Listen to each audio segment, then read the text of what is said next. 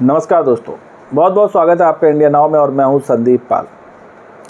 इन दिनों अखिलेश यादव की जो बेटी हैं अदिति यादव, उनकी एक तस्वीर अपनी मां डिंपल यादव के साथ जमकर वायरल हो रही है। एक चुनावी जनसभा में वो अपनी मां डिंपल के साथ बैठी हुई नज़र आई और वो नेताओं का भाषण भी बड़ी गंभीरता से सुनती हुई नज़र आई।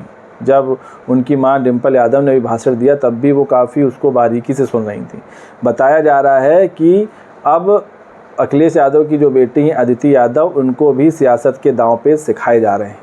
तो अब सवाल उठ रहा है कि क्या अखिलेश यादव की तरह उनकी बेटी अदिति यादव भी जल्द सियासत के मैदान में नज़र आएंगी, जल्द वो भी चुनाव लड़ती नज़र आएंगी, या उनको भी पार्टी कोई बड़ी जिम्मेदारी देगी? क्योंकि इस देश का इतिहास रहा है, राजनीतिक इतिहास रहा है कि जिसके घर में कोई एक सांसद हो जाता है या विधायक हो जाता है तो उसकी एक पीढ़ी इस क्षेत्र में उतरने की कोशिश ज़रूर करती है। फिर सफल हो असफल हो वो बात अलग है, लेकिन दांव जरूर आजमाते। तैफई परिवार से मुलायम सिंह यादव ने सियासत में कदम रखा था।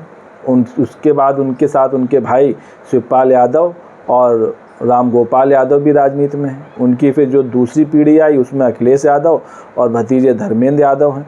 फिर डिंपल यादव भी इसी राजनीति में उतर आई जो अखिलेश यादव की पत्नी हैं। और तीसरी पीढ़ी के तौर पर मुलायम सिंह के जो पोते हैं तेज प्रताप ने मैनपुरी से 2014 के लोकसभा उपचुनाव में जीत हासिल की थी।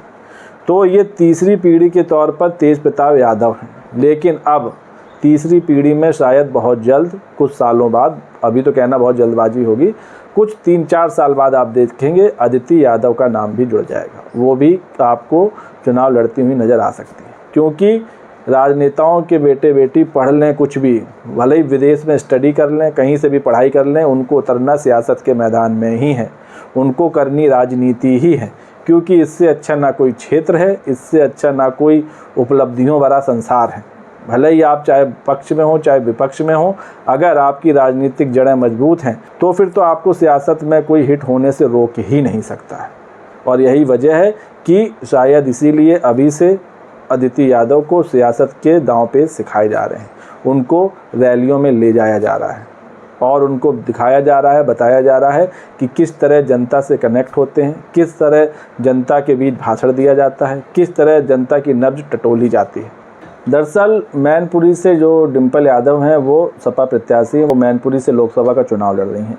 तो जब वो चुनाव प्रचार के लिए पहुंची थी तो उनके साथ अदिति यादव भी थी, उनकी बेटी जो हैं। तो इस दौरान अदिति यादव को कोई वीआईपी ट्रीटमेंट नहीं दिया गया, वो कार्यकर्ताओं के बीच में ही बैठी और वहीं से उन्होंने अपनी मां डिंपल यादव का भाषण सुना और बड़ी बारीकी से सुना, जिसके बाद से ये अटकलें लगाई जा रही हैं कि जल्द शायद अदिति यादव भी सियासत में दिखेंगी। हालांकि इस बारे में जब डिंपल यादव से पूछा गया तो उन्होंने कहा कि मैं समझती हूं कि लाइफ में सभी को सभी तरह के एक्सपीरियंस लेना चाहिए। अगर बच्चे छुट्टी पर घर आए हैं तो उनको देखना चाहिए कि किस तरह चुनावी उत्सव चल रहा है, इसलिए अदिति भी आती हैं साथ साथ जहां जहां वो रैली में जाती हैं। दरअसल अखिलेश यादव की जो बेटी हैं अदिति यादव, वो विदेश में पढ़ाई कर रही हैं और छुट्टियों के दौरान वो भारत आए। आपको बता दें अखिलेश यादव ने भी विदेश में पढ़ाई की थी, ऑस्ट्रेलिया से उन्होंने एनवायरमेंटल साइंस में डिग्री ली है।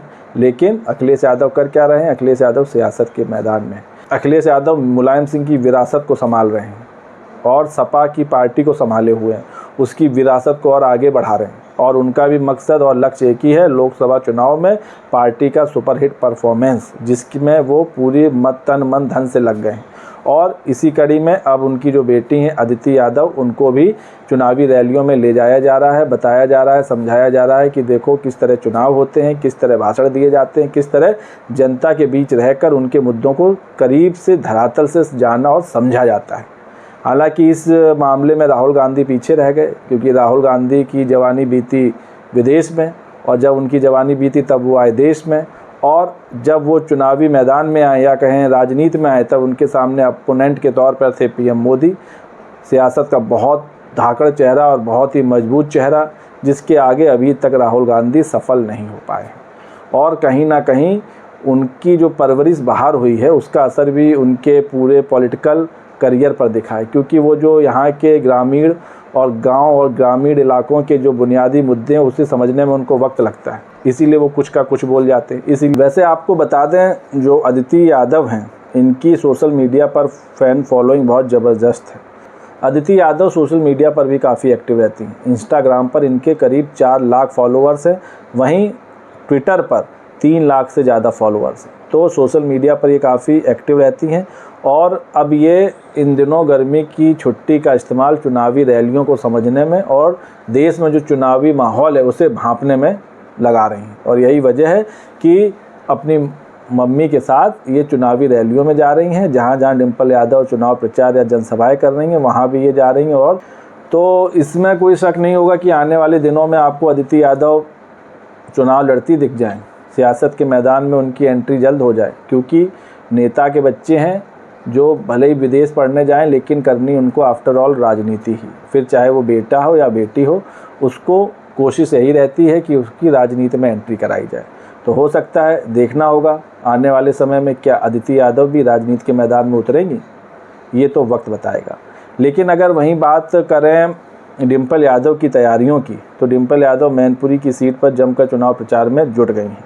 हालांकि उनको 2019 के लोकसभा चुनाव में हार का सामना करना पड़ा था जब वो कन्नौज से चुनाव लड़ी थी, लेकिन जब मुलायम सिंह का निधन हो गया था उसके बाद जो मैनपुरी की सीट खाली हुई थी उस पर उपचुनाव हुआ था 2022 में, जिसमें डिम्पल यादव ने बम्पर जीत हासिल की थी और प्रचंड वोटों से वो चुनाव जीती थी।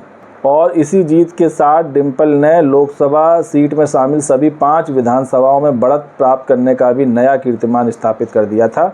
इससे पहले सपा के गढ़ में कभी 5 विधानसभा सीटों पर बढ़त पार्टी नहीं बना पाई थी।